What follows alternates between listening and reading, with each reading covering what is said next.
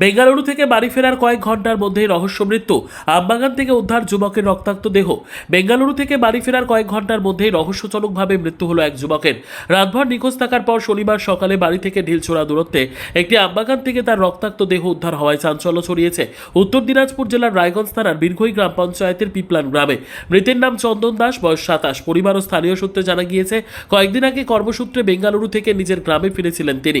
শুক্রবার রাত থেকে তার কোনো খোঁজ মিলছিল না। পরিবারের সদস্যরা বিভিন্ন জায়গায় খোঁজাখুঁজি শুরু করেন। শনিবার সকালে বাড়ি থেকে কিছুটা দূরে একটি আমবাগানে স্থানীয় বাসিন্দারা রক্তাক্ত অবস্থায় চন্দনের দেহ পড়ে থাকতে দেখেন। খবর ছড়িয়ে পড়তে এলাকায় ব্যাপক চাঞ্চল্যের সৃষ্টি হয়। পরে রায়গঞ্জ থানার পুলিশ ঘটনাস্থলে পৌঁছে মৃতদেহ উদ্ধার করে ময়নাতদন্তের জন্য রায়গঞ্জ মেডিকেল কলেজ ও হাসপাতালের মর্গে পাঠায়। প্রাথমিকভাবে মৃত্যুর সঠিক কারণ জানা যায়নি। ঘটনায় শোকের ছায়া নেমে এসেছে মৃতের পরিবার ও গোটা এলাকায়। পুলিশ জানিয়েছে, ময়নাতদন্তের রিপোর্ট এবং তদন্তের অগ্রগতির ভিত্তিতেই মৃত্যুর প্রকৃত কারণ সম্পর্কে স্পষ্ট ধারণা মিলবে। সংবাদটি নিবেদন করছেন স্বস্তিলোক উৎসব ভবন, গঙ্গারামপুর, দক্ষিণ দিনাজপুর। দাস, চন্দন দাস আর দীপেন্দু দাস।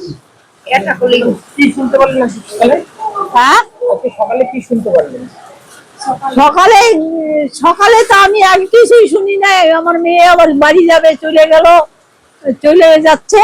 তারপরে আমি আসলাম, আইসে লোকজন আইসে আমাকে বললো যে চন্দন ওখানে পড়ে আছে, দেখিস নাই, চন্দনকে কে জানে মাইরে ফেলছে।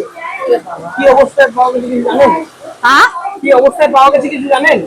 না, কি অবস্থায় ওই তো আমিও দেখে আসলাম যে হয়ে গেছে, পড়ে আছে। আমাকে সবাই ছুঁইতে দিল না, দেখতেও দিল না। বাড়ি থেকে এতটা দূরে পড়েছিল, কি মনে হচ্ছে আপনার? আমার কি মনে হবে, কে করলো? আমার মনে হয় টাকা পয়সা কেউ সবাইকে ধার দিত, তার থেকে হলো না মোটর সাইকেলের থেকে হলো, আমি কিচ্ছুই বুঝতে পারতেছি না। মোটর সাইকেল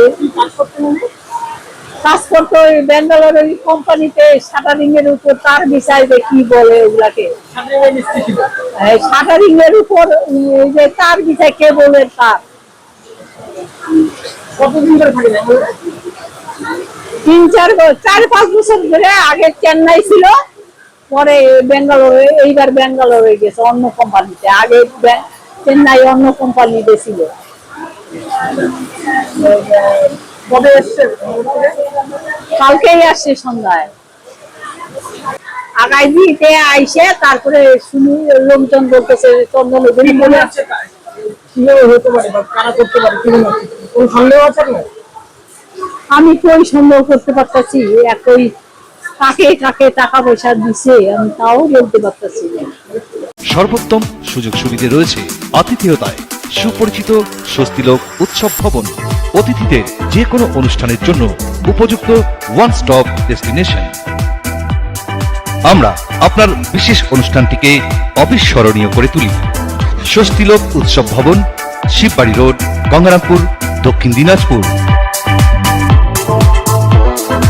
ব্যুরো রিপোর্ট, উত্তর বাংলা সংবাদ।